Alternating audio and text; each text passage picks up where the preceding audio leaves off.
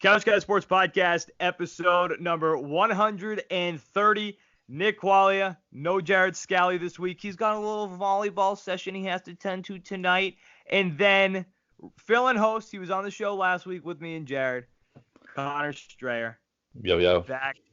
Connor is getting that Raptors podcast going again. It will be up hopefully tomorrow. Oh, yeah. Hopefully tomorrow. Definitely tomorrow. Definitely tomorrow. We're going to get that up tomorrow. Raptors podcast back. So, guys, check that out. Celtics, Raptors podcast, Couch Guys Sports. And then we've got producer Patty P here as well. So, I mean, we got a lot to talk about tonight, specifically with the Patriots.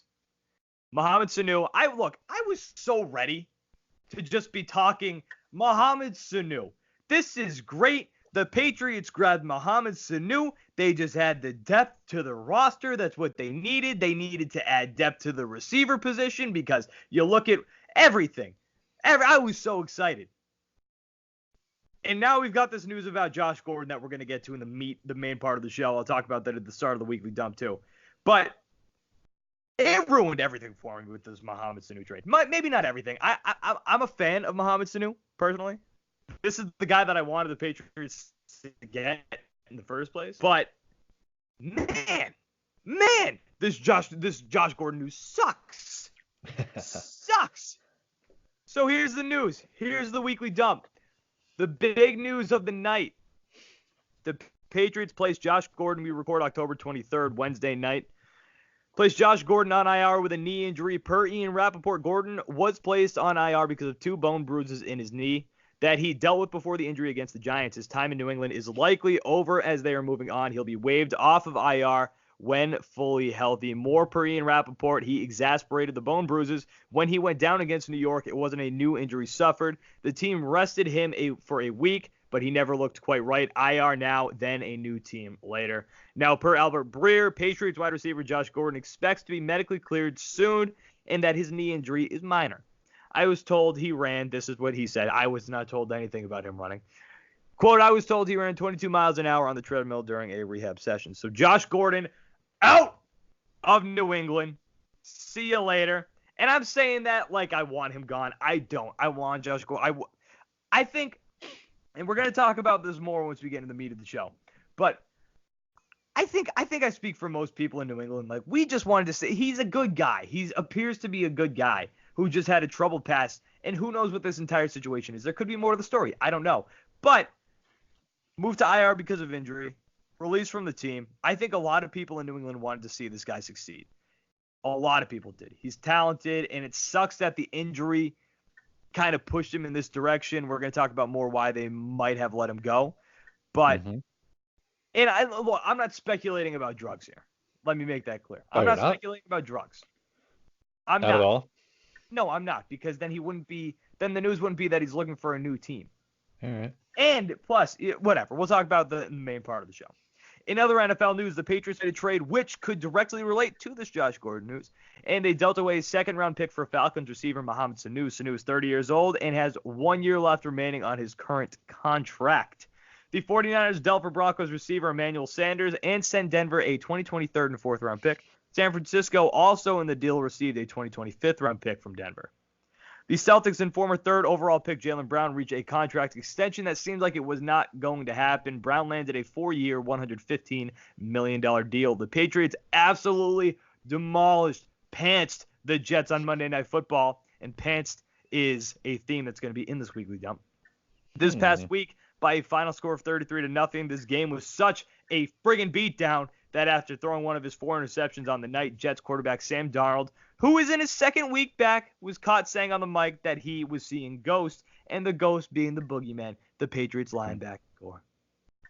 There were some who were pissed about this, that ESPN aired the Sam Darnold quote, including one Le'Veon Bell who said on Twitter, quote, the NFL screwed Sammy over. There's not one player in the NFL who's cool with having every sideline conversation broadcasted to millions. There's a reason we've never heard other QBs frustrated on the sideline like that before. That's crazy. NFL did Sam dirty as hell. Odell Beckham Jr. was fined for wearing his pants too high, and he was pissed, and he voiced his displeasure online. Now back to the panting. LSU quarterback Joe Burrow had his ass shown all over national television, all over Twitter, because somebody tried tackling him and just pulled out his butt cheeks. Just made him flash and moon everybody. Pantsed him right there on the stage. Just showed the old butt. Were you mad about it? It was not mad. Yeah, not mad. Not mad. And now this one, you know what? I want this to be part of the main conversation. So here's a weekly dump. That was the weekly dump. This wasn't anything that I was going to talk about because it's a conversation that I guess I wouldn't say it's touchy at all, because I think it's clear who's in the wrong here. I mean, Free Hong Kong! It's 100% clear. What the hell was that?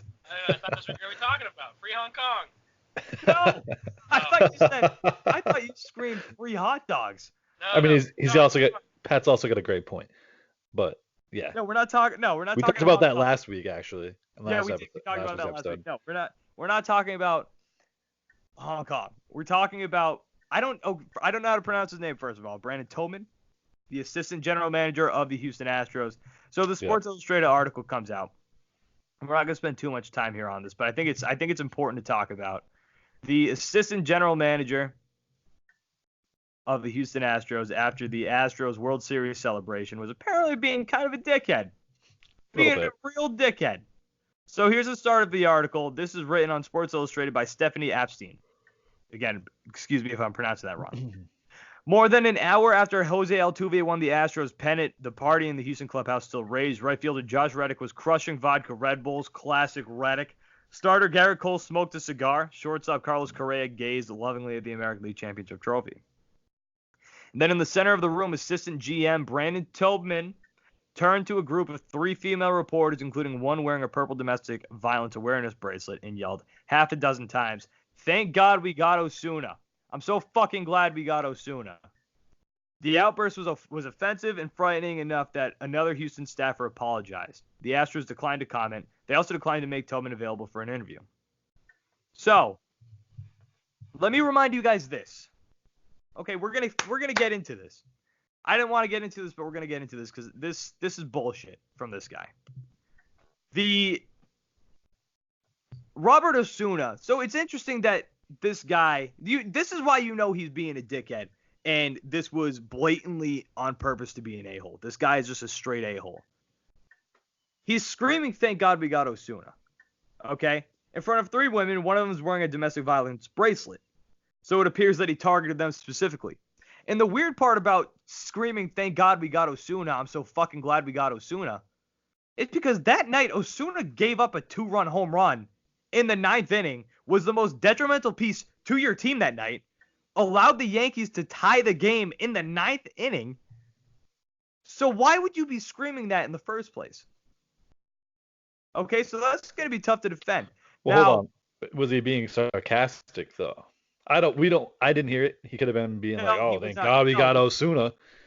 No, if you're an assistant GM, you're not being sarcastic about the team that you're going to need once you go into the World Series. He seems like he's a crazy man. So now, just throwing that out. It's just a speculation. So they do that first, okay? The Houston Astros then try to disparage this story, saying that essentially this did not happen. Okay, they're trying to put the story to rest. They're saying that this did not happen. And then they flip the script. And then they come out and apologize. So they go against what they were saying in saying that this didn't happen and start apologizing. Right down to Tillman, the assistant GM, who said, quote, "This past Saturday during our clubhouse celebration, I used inappropriate language for which I am deeply sorry and embarrassed. In retrospect, I realized that my comments were unprofessional and inappropriate." So he did this on purpose, because if it wasn't on purpose and the intent wasn't to be an a-hole to these people, then he wouldn't be he wouldn't be saying, "I realized that my comments were unprofessional and inappropriate." Because again, why else would you be screaming about Osuna? Why? The guy gave up a 2-run bomb that night. He sucked. He sucked. My overexuberance in support of a player has been misinterpreted as a demonstration of a regressive attitude about an important social issue. Those that know me know that I am a progressive and charitable member of the community and a loving, committed husband and father. Anytime you throw that in there, not a good look. Nobody cares in this situation that you're a husband or a father. Nobody. You were an a-hole. Don't bring them into this. It does not matter that you were a husband and a father. I hope that those who do not know me understand that the Sports Illustrated article does not reflect who I am or my values. I am sorry if anyone was offended by my actions. So he admits there that essentially the Sports Illustrated article, what they claim that he did happen. There's really not much else to say here about the situation. Just the guy's just an a-hole. Mm-hmm. The guy's just an a-hole. And plus, on top of that, the MLB, they've got a pretty heavy fine for domestic abuse, as is, with an 80-game suspension. But, I mean, they haven't done great with it overall. They haven't. And professional sports overall haven't done well with it. So it's a tough look to have a top executive put out a BS apology when nothing like this should have happened in the first place. And shout out to AJ Hinch, who the manager of the Astros, who came out and said, like, we do not want anybody to feel uncomfortable in our clubhouse. And he was clearly on the side of the Sports Illustrated article. It's just, which you can't be. It's the Astros basically told us that, again, what happened is true. There's nothing left to say here besides this guy's just an a-hole, and he meant to be an a-hole. And, frankly, he should be punished. But we'll see if the Astros do anything. Now let's talk about this Josh Gordon issue. That's all I got to say about Tobin. Let's talk about this Josh Gordon issue. So Josh Gordon, the first set of news is that he's being sent to IR with knee injuries. Remember, the Patriots just traded for a receiver yesterday. We record again Wednesday, October 23rd. Josh Gordon is headed to the IR. And now, the game plan apparently, it looked like his season was over. The game plan apparently is that once he's medically cleared, he's going to be waived. So once he's waived, he's going to hit the waiver wire, and then teams are going to have a shot at signing him, and they're going to go from worst to first. So the first crack is going to be the Miami Dolphins. And Connor, why would the Patriots do that? Because the Dolphins suck. The Patriots do not want to just cut bait with him now, because if they cut bait with him now, any team could sign him, which means a contender could sign him. And Bill's not trying to strengthen any of his competition. Send him to Miami. They're not trading him. Oh. He's going to be waived. So he's going to hit the waiver wire, and then that's going to give teams an opportunity to claim him. But the Josh Gordon news, it's interesting because there was so much hope around this guy, and it sucks. It sucks because I think, like I said at the top of the show, there are so many people who wanted this guy to succeed in New England. Oh yeah. It seems like this year there was a lot of talk when he was doing his interviews. He seemed like he was in a great place. He seemed like he was good. He seemed like he was finally in a good place. And that's what we wanted out of him. But I mean, frankly, and I think this is where some of it comes in, regardless of if he was in a good place or not, which is what you want. Obviously, the Patriots were a good support system for him. He wasn't producing. He had one touchdown this year. One. It's true. He was not playing like the guy that the Patriots needed him to play like. Now, you want to link this to the Mohamed Sanu trade. The one issue that I've had with this team the entire year, is that they need another weapon. Once the Antonio Brown fiasco happened and Demaryius Thomas was gone, they needed to get another weapon. And that's what Mohamed Sanu did. Bringing in Mohamed Sanu gave you that new weapon. So then you look at the depth and you go, okay, you're good. Even if Josh Gordon's hurt for a little while, you've got Mohamed Sanu, who's very reliable, has played 15 or 16 games in every season except for his rookie year. The guy's reliable. He's a very talented player. He does not drop the ball. He can do a million different things on the field. Great, you've got depth. Now you lose Josh Gordon. No more depth. Sucks. You're right back to where you were. Now, focusing on Josh Gordon, I'm very interested into why they cut him. Because I know I just talked about his production, but I mean, he wasn't god awful on the field. He wasn't bad. Maybe, I mean, we all know Bill Belichick. He'll cut anybody if they're not playing well. Yes, but I don't understand why. Which I don't understand. The You lack need of depth is bad. Maybe there's other plans to get another wide receiver. So that's my question. There has to be at this point. Okay, so we can go back to the depth conversation. So you dump him because he's not producing well, which is that's the only viable solution or viable answer that we have right now, because he's saying that he thinks he's going to be medically cleared and ready to go, and he'll be able to play again this year. Whether or not that's so another team signs him, I'm not sure, because remember, as I said at the top, there is this injury that he aggravated against the Giants was an existing thing. So maybe he's trying to just get other teams to sign him, knowing, or at least he's hoping that he'll be able to play again at some point at the end of the year. But the problem is, bringing it back to the Patriots. The problem is with the Patriots, you lose Julian Edelman, you lose Mohamed Sanu, you are screwed. Fucked. You're screwed. Because you're going to be down to what you were last year at the start of the season, where you're playing the Tennessee Titans and you're getting your ass kicked because you can't. Your passing game is non-existent. Mm-hmm. That's what I'm worried about with this team right now. The lack of depth. The lack of depth Isn't N'Keal Harry coming off IR? He is. Yes. So N'Keal Harry's coming. But is he going to be the Lord and Savior? Is he going to be that guy that, he's a rookie. You got to see what he's worth. He doesn't even have to be, because Sanu's talented enough. Yeah. And Julian Edelman is Julian Edelman. But my only question on N'Keal Harry is this guy going to be able to succeed when coming in the middle of the season like this? And Tom Brady's obviously fired up, undefeated. He's going to be firing the ball at him. I want to see what Harry can do. Brady's going to have high expectations for him.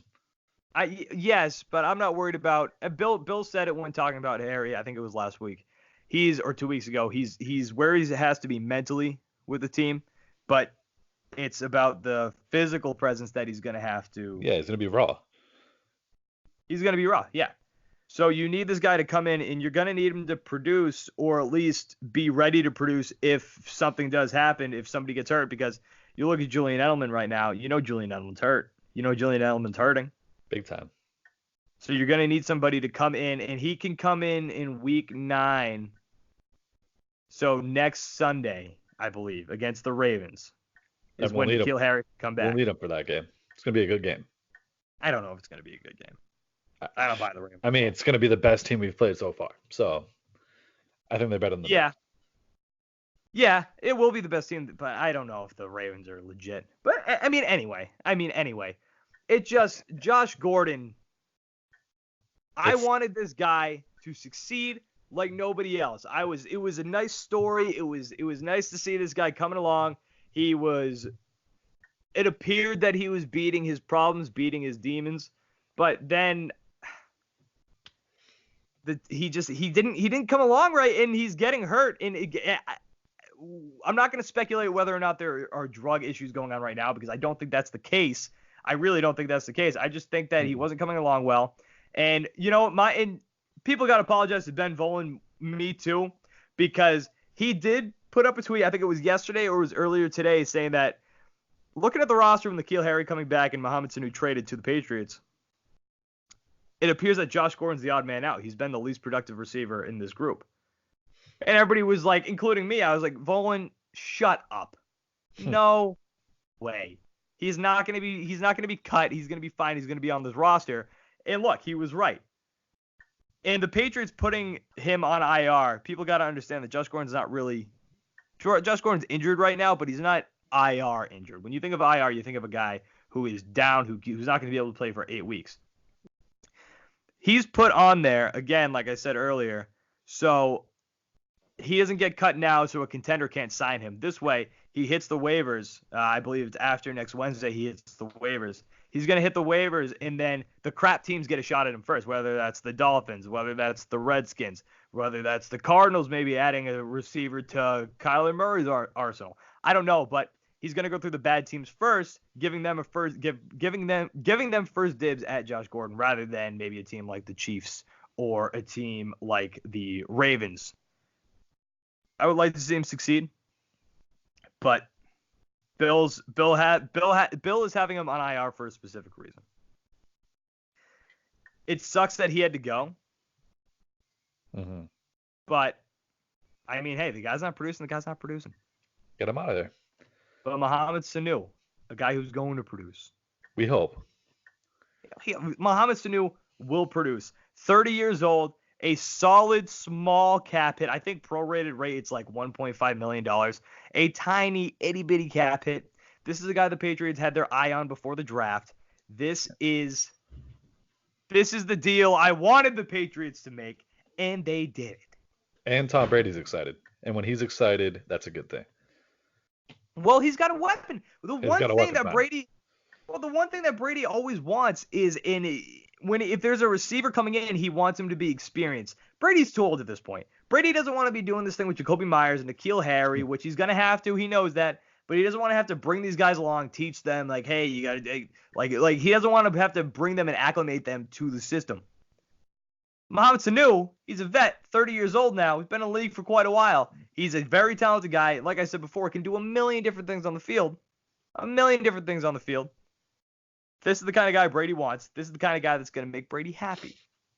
And this is the guy that I think is going to be successful with the Patriots. Because, again, he can do a million things. This is a Bill Belichick gift handed to him. This is Mohamed Sanu got put into a box with the lid put onto it with the wrapping paper wrapped around it. Boom. This is the kind of guy that Bill Belichick loves to have. Absolutely loves to have. This is big. But with N'Keal Harry coming back now, trade deadline's coming up. Do you think the Patriots are going to make another move and go get somebody? I think they will. At this point, go get another receiver. I don't know who it is going to be, but they're definitely going to make another move for the trade deadline. Either whether it's going to be a wide receiver or maybe an offensive line help, they're going to do something. Trade Michael Bennett. But that's speculation too. Bennett's probably on his way out.